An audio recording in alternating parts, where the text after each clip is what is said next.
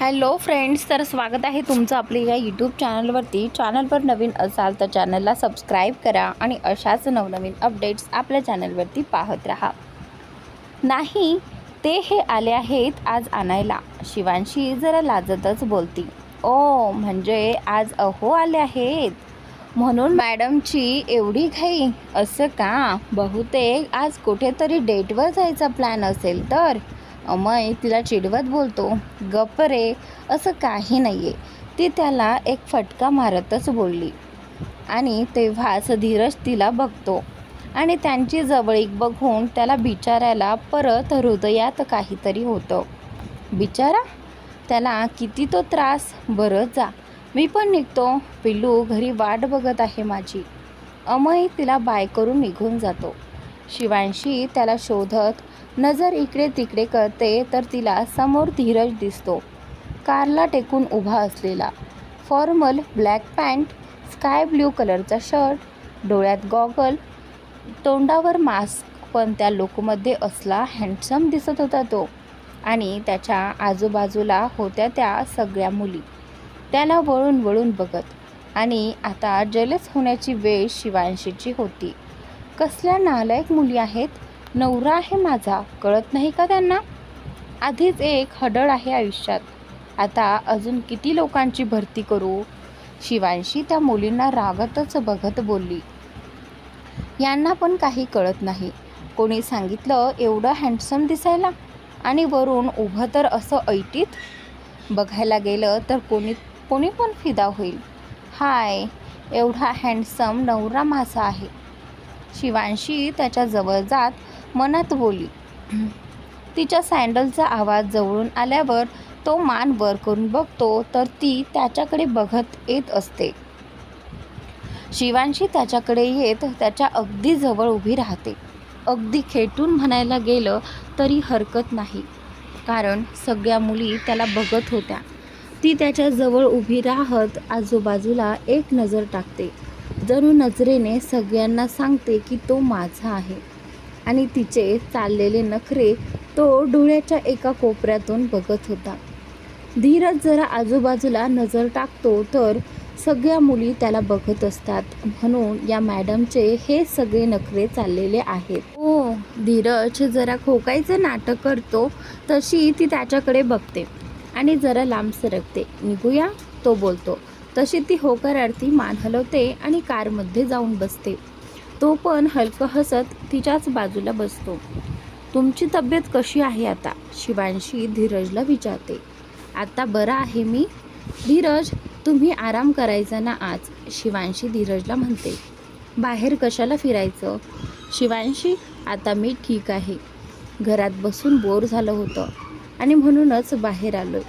धीरज बोलतो तशी ती गप्प बसते. बाय द वे, आता तुझ्याबरोबर जो मुलगा होता तो कोण होता? धीरज तिला विचारतो. कोण? शिवांशी जरा गोंधळून. आता गेट बाहेर तुझ्याबरोबर होता तो, बाईकवरचा. धीरज शिवांशीला विचारतो. ओ, तो तर माझा? ती बोलत असते की तिला आरुषीचा फोन येतो. एक मिनिट हां. शिवांशी आरुषीचा फोन घेत बोलते आणि धीरज तिच्याकडेच डोळे मोठे करून बघतो, जणू त्याची काही व्हॅल्यूच नाही. हॅलो आरुषी, बोल ना. शिवांशी म्हणते. कशी आहेस? आरुषी म्हणते, मी ठीक आहे. तू कशी आहेस? शिवांशी म्हणते, मी पण मस्त आहे. बरं ऐक ना, मी आणि नेहा चौपाटीवर जात आहोत, तर तू येतेस का? हां, विचारायला फोन केला होता. आरुषी, चौपाटीवर जात आहात का तुम्ही दोघी? पण सॉरी, मला नाही जाता येणार. शिवांशी तोंड पाडत बोलते. खरं तर खूप दिवस झाले तिला पण चौपाटीवर जायचं होतं. का नाही? अगं ये ना, खूप मज्जा येईल. आरुषी शिवांशीला म्हणते. नाही ग, उशीर झाला आहे आणि घरी डिनरची तयारी करायची आहे. शिवांशी, तिला जायचं असतं. ती गीताईंना विचारून गेली पण असती, पण आता तिच्याबरोबर धीरज असतो आणि त्याला कसं बोलायचं म्हणून ती नकार देत असते. आणि त्याच्यानंतर बरं ठीक आहे, तू आली असतीस तर तेवढीच मज्जा करता आली असती. आरुषी म्हणते. आणि त्याचनंतर परत कधीतरी जाऊया एकत्र. आता तुम्ही दोघी करा एन्जॉय, शिवांशी म्हणते. कुठे जायचं आहे? धीरज अचानकच बोलतो आणि त्यानंतर शिवांशी सांगू लागते, ओम, जीजू पण आहेत का तुझ्यासोबत? धीरजचा आवाज ऐकून आरुषी हो आहेत ना, ती म्हणते. तुला नंतर कॉल करते मी, बाय. शिवांशी बोलून कॉल पटकन ठेवते. ते आरुषी आणि नेहा चौपाटीवर जात आहेत तर त्यांचा कॉल होता. येतेस का विचारायला, शिवांशी म्हणते. मग तू काय बोललीस? धीरज तिला विचारतो. घरी जावं लागेल आता, उशीर झाला आहे आणि डिनरची पण तयारी करायची आहे, शिवांशी तोंड पाडतच बोलती. त्याला खरं कारण कसं सांगणार होती? डिनरची काय तयारी करायची आहे? पारू आणि रमाताई आहेत घरी, तुला जायचे का? आपण जाऊया. धीरज खरं तर धीरजला गर्दीच्या ठिकाणी जायला फारसं आवडत नव्हतं, पण तिचा पडलेला चेहरा पाहून त्याला जायलाच हवं वाटलं. खरंच आपण जायचं, शिवांशी म्हणते. त्याच्याकडे बघत खुश होतच म्हणाली. पडलेला चेहरा लगेचच फुलला. हो जाऊया. धीरज चेहऱ्यावर हलकी स्माईल आणत गाडी चौपाटीच्या रोडकडे घेतो.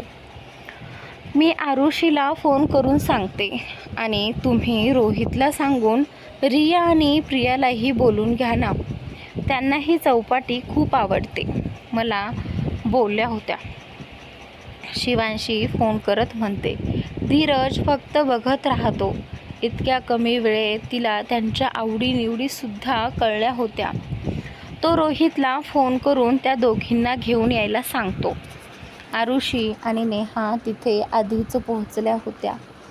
त्यांच्या मागून धीरज आणि शिवांशी येतात आणि सर्वात शेवटी रोहित आणि त्या दोघी येतात.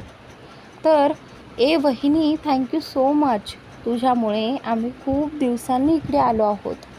त्या दोघी शिवांशीला मिठी मारतच बोलतात. थँक्यू बोलायचं असेल तर मला नाही, या दोघींना बोला, कारण या दोघींनी प्लॅन केल्यामुळे आपल्याला यायला जमलं, शिवांशी बोलते. तशा त्या दोघी त्यांना मिठी मारत थँक्यू म्हणतात. धीरजला गर्दी जास्त आवडत नव्हती, पण सगळ्यांनी फोर्स केल्यामुळे तो सगळ्यांच्या बरोबर फिरायला तयार झाला होता. प्रिया आणि रिया आणि नेहा सोबत होत्या, तर आरुषी आणि शिवांशी सोबत होत्या. रोहित आणि धीरज त्यांच्या मागे होते. बोर होऊ नये म्हणून रोहितने चार्लीला सुद्धा बोलावून घेतलं होतं, कारण धीरज सोबत असल्यावर त्याला फार एन्जॉय करता आलं नसतं. सगळे आपल्या गप्पांमध्ये बिझी होते. चार्ली आल्यामुळे रोहित आणि चार्ली त्यांच्या नादात होते, तर धीरज आपला मोबाईल घेऊन उभा होता. आपण पाणीपुरी खाऊया का? रिया, हो, आता पाणीपुरी खाऊया, चला, प्रिया बोलते. आणि त्या तिघी पुढे जातात. त्यांच्या मागे बाकीचे सगळेच येतात. धीरजला खरं तर नाही बोलायचं होतं, पण त्याचं ऐकायला तिथे कोण नव्हतं. सगळे पाणीपुरीच्या ठेल्यावर पोहोचले होते आणि ऑर्डरसुद्धा दिली होती. भैया, मुझे तीखी पाणीपुरी दो, रिया आणि प्रिया एकदमच म्हणतात. भैया, मुझे मीठा. नेहा आणि रोहित त्याची ऑर्डर देतात. प्रिन्सेस, इट्स अनहायजेनिक, धीरज बोलतो. तोपर्यंत त्या दोघींनी पाणीपुरी तोंडात टाकलेली असते. आणि भाई, असं काही नसतं, एकदा खाऊन तर बघ, सगळं विसरशील, त्या दोघी म्हणतात आणि खात राहतात. त्याचनंतर धीरज, तुझं ते सगळं डाएट वगैरे बाजूला ठेव, आजच्या दिवसासाठी एकदा खाऊन बघ, हे सगळं तुला नक्की आवडेल, चार्ली बोलतो आणि आरुषीच्या बाजूला उभा राहतो. दोघांसाठी एकच ऑर्डर देतो. शिवांशी, तुला कशी हवी आहे? आणि जीजू, तुम्ही घेणार आहात का? आरुषी त्या दोघांना विचारते. तर ते दोघं पण एकाच प्लेटमध्ये घेतील, चार्ली म्हणतो. आणि त्याचनंतर आता शिवांशी, त्याची ऑर्डर तू दे आणि आज त्याला ट्राय करायला लाव, चार्ली म्हणतो. शिवांशी जरा गोंधळते. त्याला आवडत नाही आणि आपण तेच करायचं, त्यात आजच बरे झालेत. शिवांशी, काय झालं? कसला एवढा विचार करतेस? ओ भैया, इनके लिए तीखा बना कर दो. चार्लीचं त्यांचीच ऑर्डर देतो आणि तोपर्यंत शिवांशीच्या हातातल्या प्लेटमध्ये पाणीपुरी ठेवतो. अगं, अशी बघत काय बसलीस? ते बघ, पाणीपुरी सुरू कर, आरुषी म्हणते. तशी ती भानावर येते. पाणीपुरी बघून तोंडाला पाणी सुटतं. ती लगेच तोंडात टाकते आणि डोळे बंद करून आस्वाद घेते. धीरज फक्त तिच्याकडे बघत असतो. लगेच दुसरी पण आली म्हणून ती डोळ्यांनी धीरजला घ्यायला सांगते. सगळ्यांच्या चेहऱ्यावरच्या एक्सप्रेशन्स बघून धीरजलाही राहवत नाही. तो पण लगेचच तिच्या प्लेटमधली पाणीपुरी घेतो आणि खातो. असं नव्हतं की धीरजने कधी ठेल्यावरची पाणीपुरी खाल्ली नव्हती. त्याचे अनाथाश्रमातले जे मित्र होते त्यांच्याबरोबर तो अनेकदा त्याने खाल्ली होती पण नंतर साहेब जरा हेल्थी फूडकडे वळायला लागले. दोघे पण झाले की काय एक पाणीपुरी खात होते. खाता खाता धीरजने तिच्या ज्या हातात प्लेट होती तो हात खालून स्पोर्ट म्हणून धरला होता. पाणीपुरी खाऊन झाल्यावर सगळ्यांनी सुकी पुरी घेतली आणि तिघं निघाले. धीरज आणि शिवांशी आता एकत्र चालत होते. त्यांच्या पुढे आरुषी आणि चार्ली होते. आरुषीने चार्लीच्या दंडाला पकडलं होतं. या सगळ्यांच्या पुढे आपला सिंगल ग्रुप होता. आज चौपाटीवर मेळा लागला होता. सगळे इकडे तिकडे बघत गेम्स खेळत जात असतात. यामध्ये धीरज आणि शिवांशी पण एकमेकांच्या जवळ आलेले असतात. आता सगळी आकाश पाळण्यात बसली असतात. शिवांशी, धीरज, आरुषी, चार्ली, रिया, नेहा आणि रोहित, प्रिया तर अशा जोडीनेच बसले असतात. हळूहळू आकाशपाळणा चालू होतो. आता शिवांशीला भीती वाटू लागते म्हणून ती धीरजला चिकटून बसते. धीरज पण एका हाताने तिला जवळ घेतो. जसा आकाशपाळणा थांबतो तशी ती भानावर येते आणि मान वर करून त्याच्याकडे बघते. तर धीरज तिला मिठीत घेऊन हसत असतो. तशी ती गोंधळून जाते पण त्याच्या अशा बघण्याने ती लाजून त्याच्या मिठीत शिरते आणि तो सुद्धा मिठी घट्ट करतो. थोडा वेळ तिथे फिरून सगळे घरी जाण्यासाठी निघतात. धीरज, शिवांशी त्यांच्या कारने तर चार्ली, आरुषी आणि नेहा एकत्र जातात. रोहित, प्रिया आणि रिया एकत्र जातात. घरी जायला जवळपास त्यांना 11 वाजतात. घरातली सगळे मोठी झोपली असतात. ही पण कंटाळी असल्याने लगेचच आपल्या रूममध्ये जाऊन झोपतात. शिवांशी आणि धीरजसुद्धा फ्रेश होऊन आपापल्या जागेवर झोपतात. शिवांशीला पडल्या झोप लागते पण धीरज मात्र या खुशीवरून त्या खुशीवर होत असतो. त्याला झोप लागत नाही. ती जवळ हवी असते म्हणून.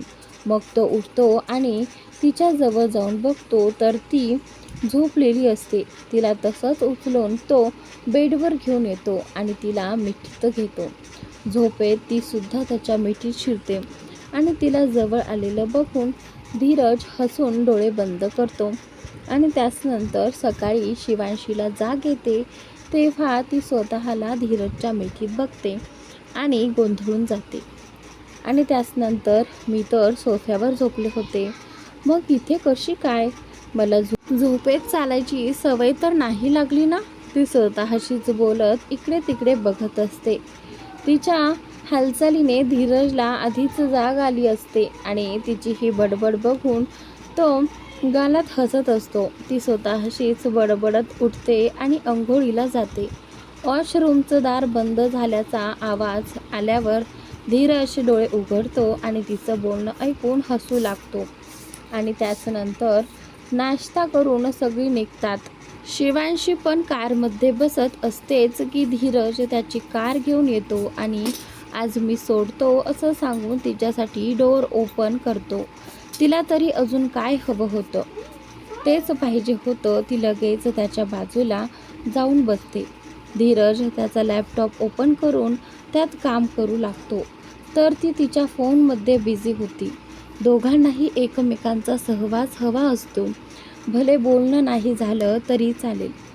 तर कॉलेज येतं तसं ड्रायव्हर कार थांबवतो आणि दोघे एकमेकांकडे बघतात. बाय. शिवांशी कारमधून उतरत हसतच बोलते. आणि त्याच्यानंतर आता धीरज पण बाय करतो. धीरज पण हलकंसं हसत बोलतो आणि मॅडम तर हवेतच जातात. ती कॉलेजमध्ये एंटर करत असतेच की तिला अमयचा आवाज येतो आणि इकडे धीरजचे पण कान त्या दिशेने जातात.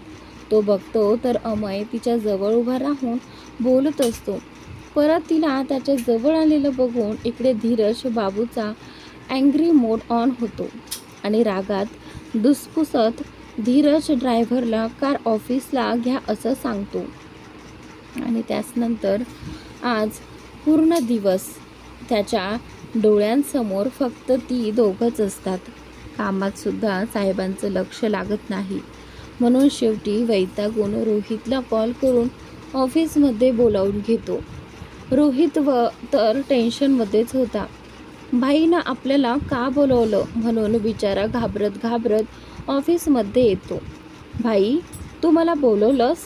रोहित त्याच्या केबिनमध्ये येत विचारतो. हो, माझं एक काम आहे तुझ्याकडे. धीरज त्याला समोरच्या चेअरवर बसण्याचा इशारा करत बोलतो. तसं तो बसतो.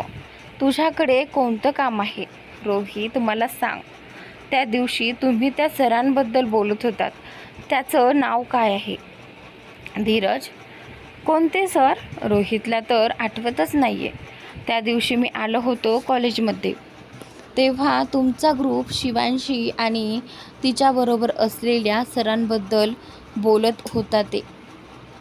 धीरज जरा शब्दावर जोर देत बोलतो. आणि ओ, ते का? पण भाई, तू नको त्या मूर्खांचं काही ऐकू नको. ते असंच बोलत होते आणि वहिनीचा यामध्ये काही दोष नाही. रोहित, त्याला वाटतं आता भाई वहिनीवर चिडणार. मी तुला काय विचारलं तेवढंच सांग. उगाच फालतू काही बोलू नको. धीरज जरा चिडूनच बोलतो. भाई, त्यांचं नाव अमय आहे आणि ते 2 वर्ष झाले तिथे शिकवतात. वहिनी आणि ते खूप छान फ्रेंड्स आहेत असं मला वाटतं, कारण जेव्हापासून वहिनीने कॉलेज जॉईन केलं आहे तेव्हापासून ते दोघं एकत्र आहेत. रोहित शिवांशीचं बाकी टीचर्सबरोबर जास्त जुळत नाही का? धीरज म्हणतो. नाही, म्हणजे मी कधी बघितलं नाही आणि ते बाकी टीचर्सना खूप वेळा नाव ठेवताना ऐकलं आहे. रोहित म्हणतो. का? बाकीचे तिला असं का करतात? धीरज म्हणतो. आणि त्याचनंतर नाही माहीत, बहुतेक मॅम त्या सगळ्यांमध्ये खूप हुशार आहेत आणि दिसायलाही छान आहेत, त्यामुळे कदाचित असं मला तरी वाटतं. रोहित मत मांडतो. तर पण तो अमय जरा जास्तच तिला चिकटतोय असं नाही वाटत का? फ्रेंड आहे पण त्याच्या पुढे जातोय बहुतेक. सारखा तिच्या जवळच असतो. धीरज रागातच बडबडत असतो. आणि त्याचनंतर भाई, ते फक्त फ्रेंड्स आहेत रे, बाकी काही नाही. रोहित बिचारा आपल्या नादात वहिनीला ओरडा नको म्हणून सांगतो. तुला विचारलं का? माझं मी बघतो, जातो. धीरज म्हणतो तसा रोहित बारीक चेहरा करत बाहेर पडतो आणि नेमकं त्याला चार्ली दिसतो. तो त्याला बोलावतो आणि तेव्हा चार्लीला सगळं काही सांगतो. त्याचं ऐकून चार्ली खूप हसू लागतो. इथे मी टेन्शनमध्ये आहे आणि तुला काय हसू येते? रोहित जरा चिडूनच बोलतो. हसू नाही तर जय करतो. तुझा भाई प्रेमात पडला आहे तिच्या आणि तिच्या जवळ त्या अमयला बघून जेलेसी होते. बिचारा चार्ली म्हणतो. काय म्हणजे भाई जेलेस होतोय? रोहित सुद्धा आतल्यात हसतो. तर हो मग, आणि तुला सांगू का, तो अमय कोण आहे? चार्ली म्हणतो. कोण? रोहित म्हणतो. तर तो अमय म्हणजे शिवांशीचा मानलेला भाऊ आहे आणि त्याचं लग्न झालेलं आहे. चार्ली म्हणतो. काय? थांब मग, मी आत्ताच भाईला सांगतो. रोहित बाहेर जातो आणि ए भाईच्या लाडक्या, गप्प बस इथे. आता ह्यांच्या प्रेमाची सुरुवात होते आणि तू मध्येच अडवत असतोस. चार्ली म्हणजे? रोहित गोंधळून विचारतो. अरे म्हणजे प्रेमाची सुरुवात अशीच होते आणि त्याला जेलसी होते, म्हणजेच तो तिच्या प्रेमात पडतोय आणि म्हणून तिच्या जवळ येणाऱ्या जाणाऱ्या अमयचा राग येतोय त्याला. चार्ली, ओ असं आहे का? मग हे तर चांगलं आहे. भाईला वहिनी आवडायलाही लागली आहे. रोहित हसूनच बोलतो. कळलं ना? आता गप्प घरी निघ. मी शिवांशीला फोन करतो. थोडंसं तडफडू या त्याला, चार्ली म्हणतो.